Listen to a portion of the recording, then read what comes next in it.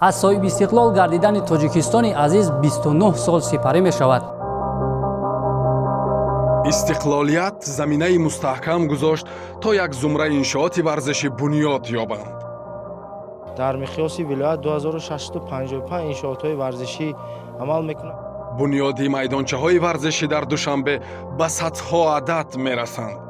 طول 3 سال اخیر را گیریم اگر 255 عدد میدانچه‌های ورزشی و بازی‌های کودکانه ساخته شدند. در گوشه و کنار کشور نسل نورس از میوه‌های استقلال کام شیرین می‌کنند. همه همی شرایط درواز برای ورزشگر بسیار موافق است.